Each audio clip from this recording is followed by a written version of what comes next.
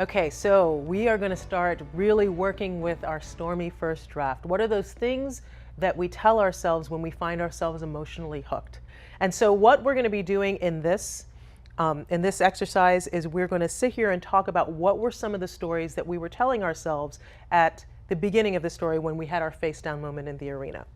If you remember in my story, I knew I was emotionally hooked when I was sitting there being yelled at by my coworker about how I probably didn't understand business, about how I probably wasn't a very good lawyer, and that even though he was not going to tell me that I was stupid, I was certainly acting that way. So I knew I was emotionally hooked because I was so angry. And of course, immediately, as I do, whenever I feel angry or tense or feel that emotion hook me, is I started creating the story of why he would be so difficult. And I'm really good at this. Like, I come with all kinds of crazy stories. And as you might remember, Brene says these are the kinds of stories that you might not ever voice out loud. Like, they could be the crazy, emotional stories that why this person is doing it, what you're doing about that, what you think about that person, what you would like to do to that person. This is all the stuff that just kind of comes up so that we can sort of exercise that and get through it, right?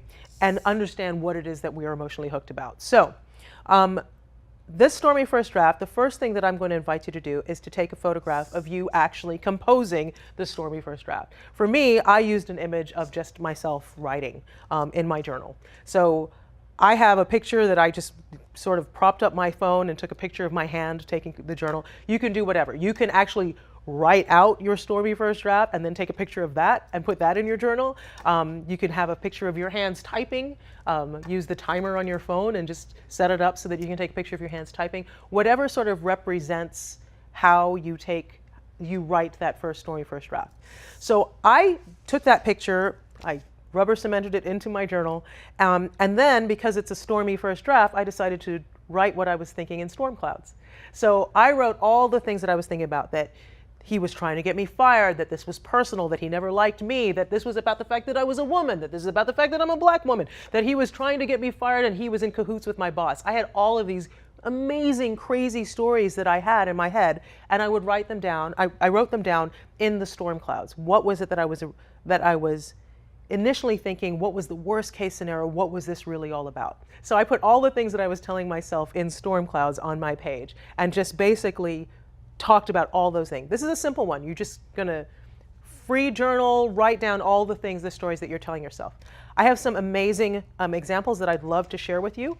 The first one, I just love this image of this woman who was writing in her journal.